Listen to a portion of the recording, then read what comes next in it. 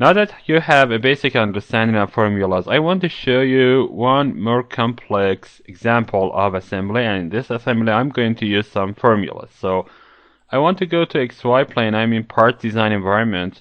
So here I want to draw a simple rectangle using the rectangle tool, and the dimensions are not that important. I want to make sure that this is centered, so I type in 150 by 150 and add some symmetries or equidistance if you wish. This is not that much important. I want to have this like this and add symmetry here. Exit my workbench and add about 50 millimeters of padding here.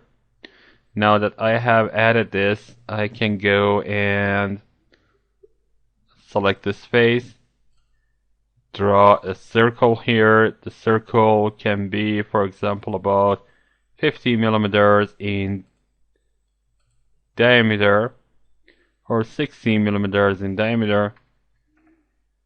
Doesn't matter, or even more. I can make it 100. So I have 50 millimeters of radius. Exiting my workbench, I select pocket tool and go to the depth of about 30 millimeter. Okay, now I have a hole here that has a 30 millimeters depth, and let's go to the next part. I want to start by drawing another part. So I save this as in a folder, assembly with formula, and inside this part is part 1. Okay, save it as part 1. Now I close this and create a new part, and this time this name is part 2. And again here I want to select XY plane and draw the same shape and add 150 here, 150 here, and very fast I select these 2, 3 to add a symmetry like this, and have about 50 millimeters of padding again. This time I want to select bottom side of this and create a hole, and this should be as much as 100 millimeters and exit in.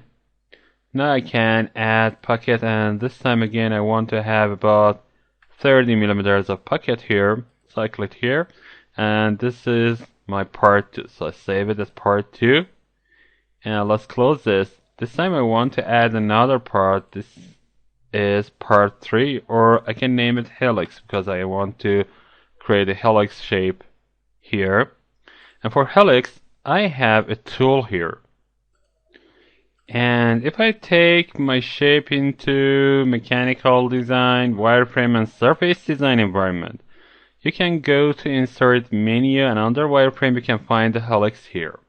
So this helix will have a starting point. I can create a point here. We'll have an axis, and the axis can be one of the, for example, the z-axis. That's okay. And it can have a pitch. I can select the pitch, or I can select the height and number of revolutions. They can be both of these, and you can select to have it counterclockwise or clockwise. And of course you can have a starting angle. That's not important here in my case. And let's create a point first. By right clicking here I can create a point.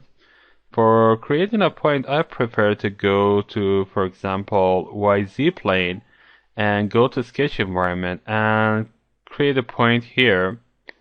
And I want to make sure that this is in coincidence with the horizontal vector. I can, of course, add a constraint of 0 distance. and I want to be about 28 millimeters from the center. And why 28? Because I want to add 2 millimeters of thickness for the helix, and this will make about 30 millimeters, and I want to put that helix in, that is going to be an S-string, of course. I want to put that spring inside the holes.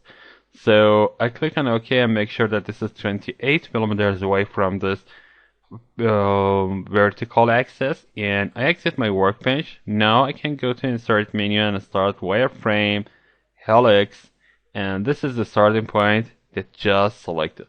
Now I select z-axis as z-axis. Now you can see that the pitch is too small.